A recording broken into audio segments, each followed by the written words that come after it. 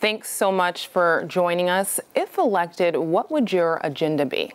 Well, as a freshman congressman, I don't think I'm going to have an agenda, but I can tell you what the three most important things are for the families and voters in the California 49th, and that's jobs and the economy.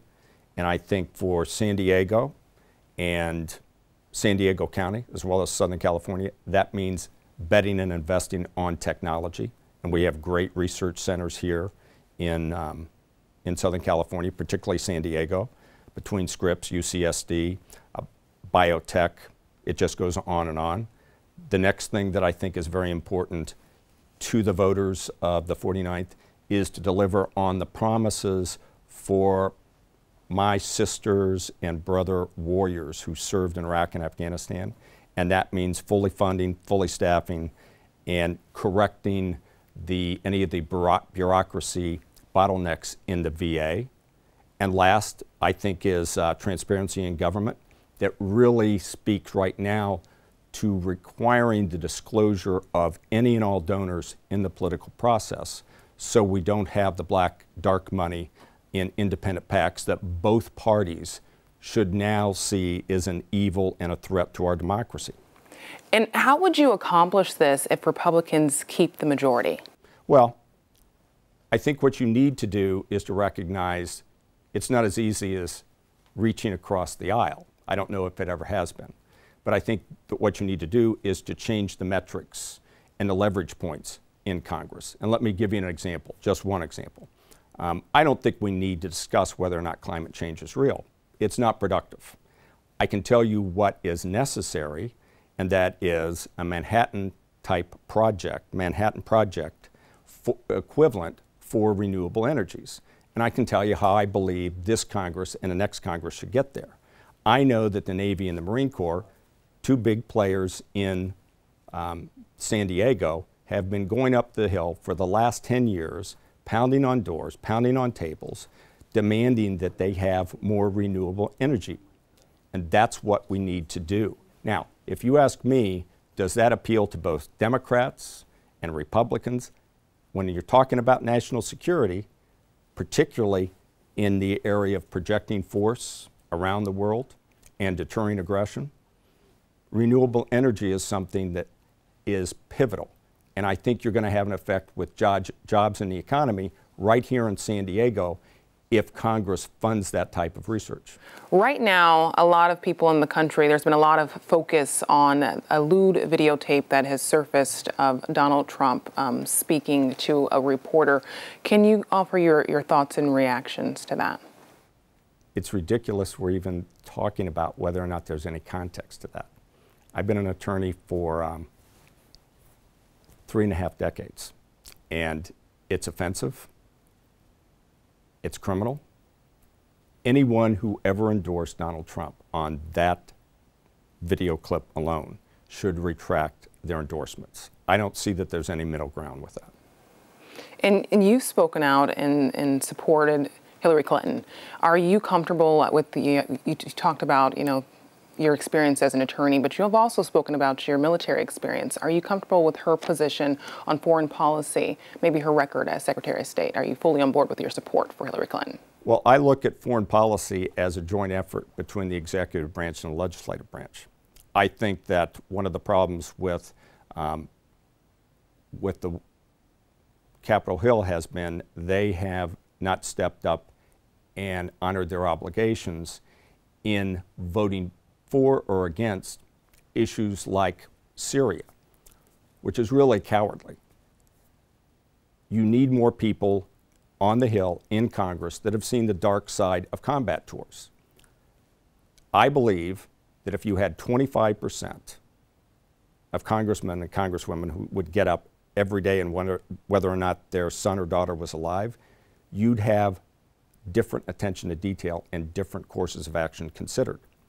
So with respect to the use of military force, I think if you ask any combat veteran, they're going to tell you it should be used as a last resort, and that we should only use it when we really have an existential threat to the United States, and that in every day in places like the Middle East, that needs to be re-examined, and to make sure that we're partnering with the right groups of people and we have a real strategy. And we haven't had a strategy in the Middle East since 9/11. So do you fully support Hillary Clinton's campaign, and if so, why?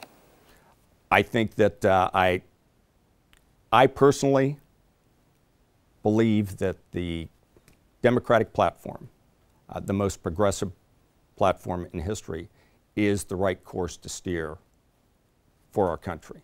And I think that places country ahead of party. And when I look at Donald Trump and Darrell Issa, they always put party ahead of country. And they have no real record to run on. They've accomplished nothing. They've not addressed any problem. Speaking of problems, here locally at the border, thousands of Haitian migrants who initially we were supposed to be sending back, but now we're not sending them back because of the recent disaster there. What should the federal government do with these thousands of migrants here at the San Diego-San Ysidro border? When they're at the border, they need to be handled just like we handle all immigrants that are coming into the country. And right now, with what's going on in Haiti, it's not the first time that a storm and a severe environment in Haiti has created additional stressors on immigration. So it's a problem that both Mexico and the United States needs to deal with. The Border Patrol needs to be involved. And you have to look at things from the standpoint of who qualifies to come in. I don't think there should be any special line or column for the Haitians that are presently on the border right now. Is it humane to send them back? Well, it depends on which side of the border they're on as to whether or not they're going to be sent back. If they're on the border and they're still in Mexico, that's not the call of the United States. So it depends on each individual case in the immigration system and what the Border Patrol is doing at the border. Now, some people may say that the race between you and Issa has become pretty nasty. There are campaign ads right now discussing a restraining order, and there's also your campaign, which has ads basically saying that Issa has lined his pockets while in Congress. Are these negative ads necessary? Well, first of all, what the ad said with respect to my family, Darrell knows that they're false.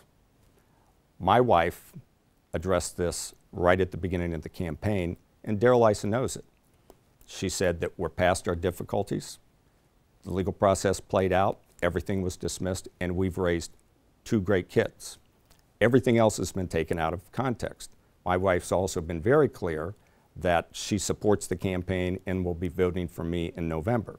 And she lives in San Clemente, the same place where I live, together with my daughter, who's a high school senior.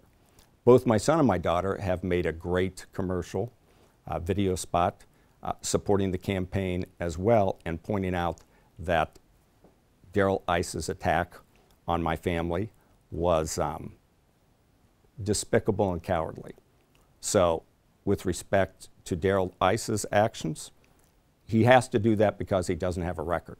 He hasn't accomplished anything in 16 years in Congress. And as a result, for the first time that he has to campaign, he went right to negative ads. And this is a very tight race. Some polls have you in the lead. Why do you think this race is so tight?